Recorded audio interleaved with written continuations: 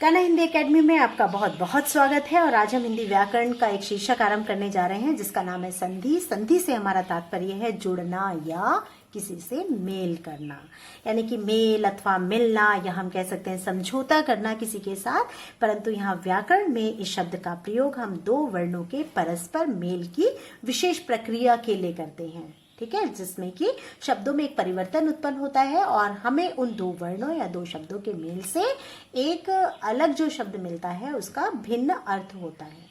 तो सबसे पहले जानते हैं कि संधि के भेद कितने होते हैं। संधि के भेद होते हैं 3, जो है आपका स्वर संधि, व्यंजन संधि, विसर्ग संधि। तो आज हम सिर्फ यहाँ पर करेंगे स्वर संधि। और स्वर संधि के भी अगर मैं कहूँ तो और भी उपभेद होते हैं। स्वर संधि के उपभेद होते हैं 5 आपके, ध्यान रखिएगा।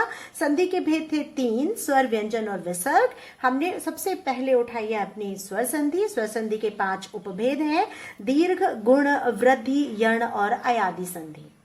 ठीक है, तो आज हम दीर्घ संधि के विषय में बात करेंगे। दीर्घ संधि से हमारा तात्पर्य है हर्ष या दीर्घ स्वरों के मिलन से जो संधियां बनती हैं या जो आपके शब्द बनते हैं उसे हम क्या कहते हैं, दीर्घ संधि कहते हैं। ठीक है, तो उसके लिए सबसे पहले हमें वर्णों के विषय में ज्ञान होना चाहिए। हमें पता था कि हमारी वर्णमाला हमने पढ़ी है, उसमें भी हमारे पास स्वर कितने हैं। तो हमें पता है कि हमारे 11 स्वर हैं जो कि मैंने यहाँ पर लिखे हैं। फिर उन 11 स्वरों में से भी हर्ष स्वर कौन से हैं? हर्ष स्वर हम किसे कहते हैं? जिसके उच्चारण में हमें कम से कम समय लगता है। और दीर्घ कौन से होते हैं? जिसके उच्चारण में हमें हर्ष स्वर से अधिक समय लगता है। तो हमारे हर्ष स्वर कौन से होते हैं? जो छोटे से छोटी ध्वनि होती है हमारी अ, इ, उ, सिर्फ 3 ही होते हैं ये। लेकिन जो दीर्घ स्वर होते हैं वो हमारे होते हैं आ, ई, उ, री, ए, ऐ, ओ, औ। ठीक है, तो अभी देखेंगे हम कि इन स्वरों के मेल से क्या परिवर्तन उत्पन्न होता है, क्या बदलाव आता है और किस प्रकार से इनसे शब्द बनते हैं। तो आरंभ करने से पहले सबसे पहले हम इसकी कुछ नियमों के विषय में जान लेते हैं। देखिए, जब भी हम संधि करते हैं, यानी कि स्वरों में, हम स्वर संधि में भी दीर्घ संधि की बात कर रहे हैं। जब हम दीर्घ संधि की बात करते हैं, नाम ही देखिए इसका क्या है, दीर्घ, अर्थात कोई भी स्वर होगा वो दीर्घ हो जाएगा, बड़ा हो जाएगा। तो यहाँ पर ये स्वर चाहे किसी भी रूप में आपस में क्यों ना मिले, एक दूसरे से मेल कैसे ना करें, वो तब भी हमेशा स्वर जो होगा वो बड़ा ही आएगा। ठीक है, यानी कि आपके ये जो दोनों आपस में मिलेंगे तब भी आपका बड़ा ही आ आएगा। और अगर बड़ा आ और बड़ा आ आप मिलाते हो आपस में तो भी आपका बड़ा आ ही आएगा। यानी कि आ किसी भी रूप में मिलते हैं, दोनों छोटे या दोनों बड़े या एक छोटा या एक बड़ा स्वर, लेकिन हमेशा वो स्वर बड़ा ही बनेगा। इसी प्रकार बिल्कुल एक ऐसा ही बिल्कुल नियम आपका ई के साथ भी होगा। यानी ई छोटी या बड़ी या दोनों छोटी, किसी भी रूप में एक दूसरे के साथ मेल करेंगे ये वर्ण, तो वो हमेशा आपकी बड़ी ई ही बनेगी। यानी कि जो वर्ण होगा, जो डोमिनेटिंग वर्ण होगा, वो आपका बड़ा वर्ण होगा। आप कह सकते हैं कि बड़ा स्वर होगा। कहते हैं ना, जो ताकतवर इंसान होता है वो कमजोर को हरा के अपने आप जीत जाता है। तो यहाँ पर आप इसी कहानी को चला सकते हैं कि बड़ा जो होता है वो अपने से कमजोर को, अपने से छोटे को हमेशा डोमिनेट करता है, अर्थात उस पर हमेशा अपनी जीत हासिल करता है। तो यहाँ भी ऐसा ही है। आपको सिर्फ एक छोटी सी बात याद रखनी है कि किसी भी रूप में ये वर्ण मिलते हैं, ये स्वर मिलते हैं, तो आपका हमेशा बड़ा स्वर ही आएगा। यानी कि अ जहां भी आप देखेंगे तो बड़े आ की मात्रा ही बनती चली जाएगी। इसी प्रकार ई की मात्रा आप छोटी या बड़ी जहां भी देखेंगे लेकिन बड़ी ई की मात्रा ही बनेगी। इसी प्रकार ऊ की भी छोटी या बड़ी मात्रा आप जो भी देखेंगे लेकिन हमेशा बड़े ऊ की मात्रा ही बनेगी। ठीक है, ये तीनों आपके नियम हैं। अब चलो हम इन्हें समझते हैं उदाहरण की सहायता से, जिससे कि आपको अच्छे से समझ आ जाएंगे। तो सबसे पहले मैं जो यहाँ पर उदाहरण उठा रही हूँ वो उठा रही हूँ, देखिए, कृष्ण प्लस अवतार। ध्यान से देखिएगा, जब मैंने उठाया कृष्ण प्लस अवतार तो ये बनते कैसे हैं वो हमें देखना है। ये देखिए बच्चे, यहाँ पर और यहाँ हमेशा जब भी हम संधि करते हैं तो आगे के जो भी हमारे शब्द होते हैं उन्हें तो हमें छेड़ना ही नहीं है, हमें सिर्फ अंतिम वर्ण पर ध्यान देना है। यानी कि पहले शब्द के अंतिम वर्ण पर और जो हमारा ये दूसरा शब्द होगा उसके प्रथम वर्ण पर। यानी कि जो संगम होगा या हम कह सकते हैं जो मेल होगा वो इन दो के बीच में होगा। ठीक है, इससे हमारा कोई मतलब नहीं होगा। यानी ये जो दो हमारे हिस्से होंगे हम उन्हें एज इट इज लिख सकते हैं। तो चलिए, मैंने माना कि मुझे यहाँ पर एक शब्द बनाना जो मेरा बनेगा वो कृष ऐसे बन जाएगा मेरा। ठीक है। और ये मुझे भी पता है कि ये व भी आएगा मेरा, तो ये व और त अ र मैंने माना कि मैंने ये बना दिया है। देखिए मैंने शिरोरेखा भी डाल दी, यानी यहाँ एक आप कह सकते हैं एक रिक्त स्थान है जो मुझे भरना है, बनाना है। वो क्यों नहीं मैंने भरा? क्योंकि इन्हीं में परिवर्तन होगा। जो भी परिवर्तन होना है आपके इस प्रथम शब्द के अंतिम वर्ण में, और जो आपका दूसरा शब्द था उसके प्रथम वर्ण में ही आपका जो भी बदलाव होना है, जो भी परिवर्तन होना है वो यही होगा। तो देखते हैं इसमें क्या जादू होता है हमारे। तो यहाँ ण है आपका, तो ण तो आपका आ ही जाएगा क्योंकि वर्ण तो आपका कभी नहीं बदलता बच्चे, तो हमने ण लिख दिया। अब कैसे हमारी संधि हमारा नियम को करेगी, फॉलो करेगी? तो यहाँ हमारे पास अ की ध्वनि है। आपको जब हमने वर्ण विच्छेद कराए थे, देखिएगा आपने अगर क्लास नहीं देखी है वो, तो जब वर्ण विच्छेद कराए थे तो आपको वर्णों को जब स्वर रहित करना होता था तो हम उसमें से स्वर बाहर निकाल लेते थे। तो ण जो है हमारा, उसमें से जब हम स्वर निकालेंगे बाहर तो अ निकल जाएगा। इसी प्रकार जब हम ये पीछे तो आपका अ ही है, पहले से ही ऑलरेडी स्वर है, तो ये अ और अ आए। अभी पहला नियम मैंने आपको क्या बताया था कि अ का जो स्वर है वो किसी भी रूप में आपस में मिलता है, छोटे या बड़े, बड़े या छोटे, या दोनों छोटे या दोनों बड़े, वो हमेशा आ की बड़ी ध्वनि ही देता है। अर्थात आप कह सकते हो दीर्घ ध्वनि देता है, यानी कि आ की बड़ी मात्रा ही देता है। तो ये दोनों मिलकर आपके बना देंगे अ। तो यहाँ से हमारा तात्पर्य कृष्ण, यानी यहाँ पर आ की मात्रा लगेगी, क्योंकि वो अ के रूप में नहीं जाएगा, वो आ की मात्रा के रूप में यहाँ पर जाएगा। तो हमारा शब्द बन जाएगा कृष्णावतार। तो अगर हमें नहीं भी आता था ना बनाना, हमें ये नहीं पता था कृष्ण और अवतार मिलकर कौन सा शब्द बनाएंगे, तो ये सबसे अच्छा तरीका है हमें यहाँ लिखने का। कभी भी हमारी अशुद्धियां नहीं होती हैं, और अगर हमें शब्द का ज्ञान भी नहीं होता तब भी हम उस शब्द को बना लेते हैं। चलिए एक और उदाहरण हम देखते हैं। अब की बार हम क्या देख रहे हैं, ये मैंने लिया यथा और धन, ये मैंने लिया आपका अर्थ। अब ध्यान से देखिएगा इसको भी, यहां पर भी मैं क्या करूंगी, अभी मैं इनको नहीं छेड़ूंगी, देखा मैंने, क्योंकि हमेशा जो हमारा जो भी बदलाव होगा, परिवर्तन होगा, वो इसी में तो होगा ना। फिर दोबारा से इस नियम को हम बदलेंगे नहीं, इस नियम को हम कंटिन्यू रखेंगे, इसे लगातार रखेंगे हम। तो ये नियम फिर वही आ गया कि शब्द जो हमारा है उसका अंतिम वर्ण और जो दूसरा शब्द है उसका प्रथम वर्ण, तो इसे आप ना छेड़ें। यहां पर अगर हम करेंगे तो मैंने ये लिख दिया य, और यहां पर मैं शिरोरेखा भी कर देती हूं, और यहां मैंने लिख दिया अपना थ, ठीक है। और अब मैं देखूंगी कि क्या करना है मुझे। यहाँ पर मेरा अर्थ था ना, तो अब मुझे देखना है कि क्या ये तो मुझे एज इट इज लिख देना, जो करते हो कर देना, इतना तो। अब ये फिर मैंने वही रिक्त स्थान छोड़ दिया है, वो रिक्त स्थान हम यहाँ से पूरा करेंगे। अब आपको ये भी बताया है कि जो वर्ण होता है वो तो हमें लिखना ही होता है, ठीक है। वर्ण तो हम आराम से लिख ही सकते हैं। तो वर्ण मेरा क्या था, थ था। अभी मुझे ये नहीं पता कि अ की मात्रा आनी है नहीं आनी, चलो ठीक है वो भी देख लेते हैं। यहां पर कौन सी ध्वनि दे रहा है, ये आ की, और देखिए बच्चे यहाँ पर ये कौन सी ध्वनि दे रहा है, अ की। तो अब यहाँ पर फिर दोबारा अपने उसी रूल पर आ जाइए, अपने नियम पर आ जाइए। वहां हमने कहा था अ किसी भी रूप में है, यहाँ पर अ क्या है, यहाँ पर दीर्घ ध्वनि है, और यहाँ पर क्या है आपका, यहाँ पर तो आपका दीर्घ स्वर था और यहाँ पर हर्ष स्वर था, लेकिन दोनों मिलकर फिर भी कौन किसको डोमिनेट करेगा, ये बड़ा आ, यानी कि बड़ा स्वर ही हमेशा छोटे को आच्छादित करेगा, उसको डोमिनेट करेगा और अपने आप आ जाएगा। तो यहाँ पर भी क्या बनेगा बच्चे, बड़ा आ। अब देखते रहिएगा, पहला नियम हमारा ये बन गया कि दोनों छोटे रूप में थे तब भी बड़ा बनेगा, एक बड़ा या छोटा आया वो तब भी बड़ा ही बनेगा। और अब देखिए हमारा शब्द यानी बड़ा बनना है तो आ की मात्रा बनेगी। अगर मुझे शब्द नहीं भी पता था तो भी मैं शब्द को आराम से बना सकती हूँ। ये बन गया है मेरा यथार्थ, ठीक है। चलिए एक और नियम देख लेते हैं दोबारा से। यहाँ पर मेरे पास था महा, और बच्चे यहाँ पर आ गया मेरे पास आत्मा, ठीक है।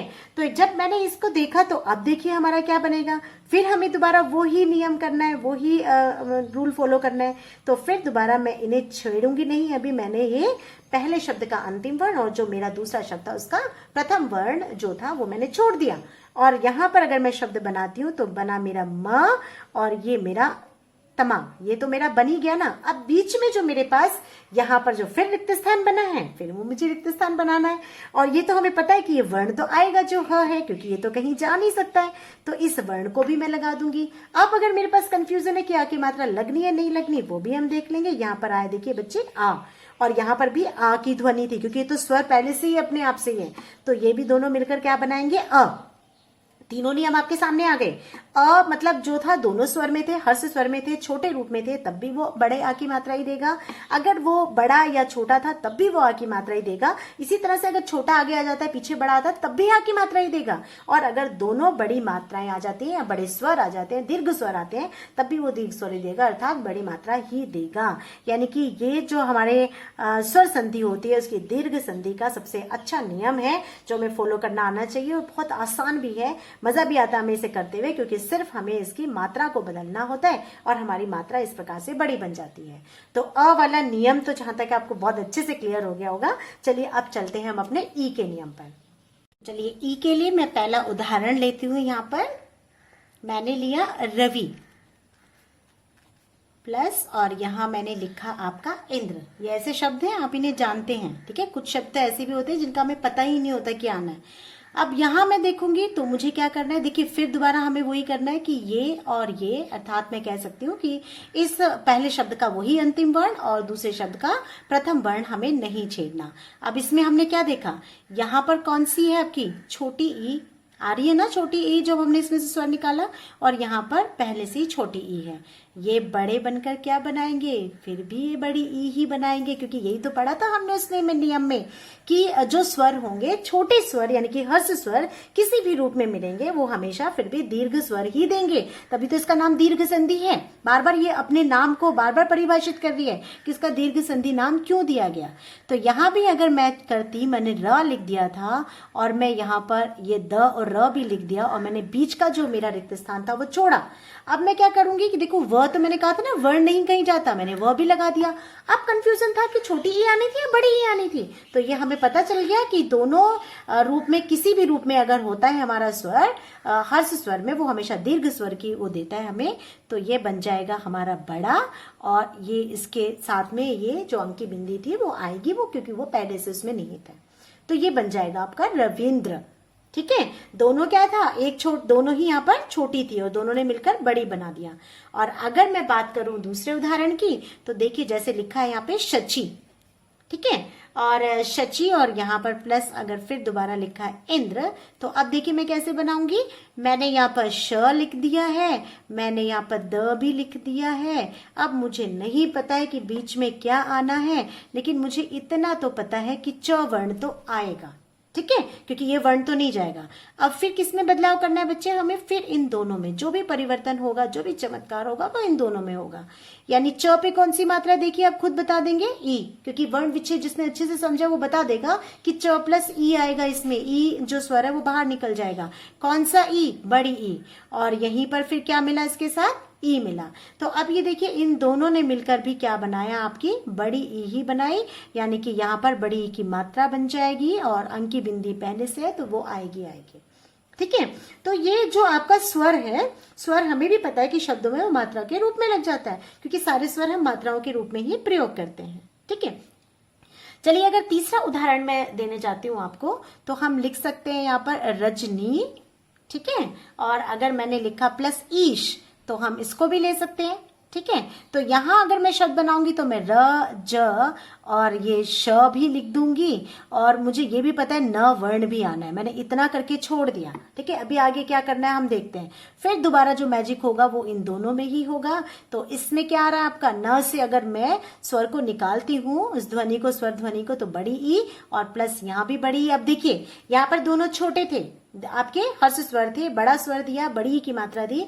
यहाँ पर एक बड़ी और एक छोटी थी, उसके बाद भी इसने बड़ी ई की मात्रा दी, और यहाँ पर दोनों बड़ी थी उसके बावजूद भी इसने बड़ी ई की मात्रा ही दी, अर्थात यहाँ पर क्या हो जाएगा आपका बड़ी ई की मात्रा, ये बन गया आपका रजनीश। ठीक है, तो शचींद्र कौन होते हैं, इंद्र की पत्नी है शची, ठीक है, इसलिए उनको शचींद्र भी कहा जाता है। ठीक है, रजनीश कौन होता है, रजनी होती है रात, यानी कि जो रात के ईश्वर होते हैं उसको रजनीश कहा जाता है। उसके बाद आ जाइए ऊ के नियम पर। अभी तक हमने किसके नियम करे थे, ये जो हमारे ई वर्ण के थे। अब हम करते हैं ई और ई वर्ण के, और अब हम करते हैं ऊ और ऊ वर्ण के जो हमारे नियम थे। तो उसमें अगर मैं लेती हूँ, चलिए पहले हमने ले लिया यहाँ पे, माना हमने गुरु ले लिया है, ठीक है, और फिर प्लस किया उपदेश। ये मैंने जानबूझ के ये वाला शब्द लिया है आपका, ये वाला। इसमें बहुत बच्चों को कंफ्यूजन होता है। देखिए बच्चे, जब ऐसे आता है तो इसका मतलब होता है वो छोटे ऊ की मात्रा है, ध्यान रखिएगा। जब ये ऐसे आता है तो इससे हमारा तात्पर्य होता है कि ये बड़े ऊ की मात्रा होती है, ठीक है। तो इसमें हमें कंफ्यूजन नहीं होना। ये हमारा, जैसे अगर मैं इससे मैं रुपये लिखती हूं तो रुपये, तो ये छोटे ऊ की मात्रा आ रही है। जब मैं इसे रूप लिखूंगी तो ये बड़े ऊ की मात्रा आ रही है, ठीक है। तो ये जो र पे जो गुंडी लगती है, इसी से हमें देखना है। यहाँ पर देखिए गुंडी नहीं बनेगी तो ये छोटा ऊ है, और यहाँ पर जब मुड़ के ये जो गुंडी बनती है उसको हम बड़ा ऊ कहते हैं। तो ये भी ध्यान रखना है। चलिए, तो यहाँ पे गुरु और उपदेश, अगर हम इससे शब्द बनाते हैं तो देखिए शब्द क्या बन जाएगा। मैंने ये गु भी लिख दिया यहाँ पर, ठीक है। और फिर अभी र को मैं नहीं छेड़ रही हूं ना यहाँ पर, और यहाँ मैंने क्या किया है, ये प और ये देश, ये बना दिया मैंने। अब बीच का जो मेरा रिक्त स्थान है वो मैंने अभी नहीं छोड़ा, क्योंकि यही तो हमें बदलना है ना, इसीलिए मैंने आपको ये बताया था। देखिए जब र छोटे ऊ की मात्रा ये दिखा रहा है, लेकिन जब र की मैं बड़े ऊ की मात्रा बनाऊंगी तो ये इसका रूप बदल जाएगा, ठीक है।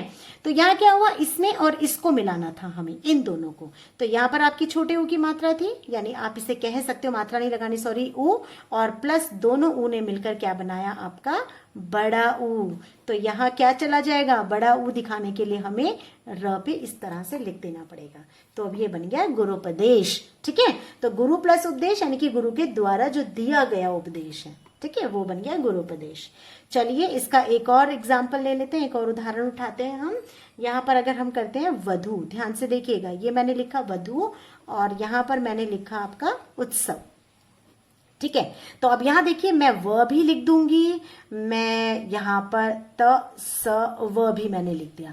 अब मेरा ये जो भी वर्ण आना है वो यहां आना है, यानी कि जो बदलाव होना था वो किसमें होना था, इसमें होना था। इसको वैसे एक आपको अच्छे से समझ आ जाए, अगर आ का आपको अच्छे से समझ आ गया था तो ई और ऊ को समझना बहुत हमारे लिए आसान होता है, ठीक है।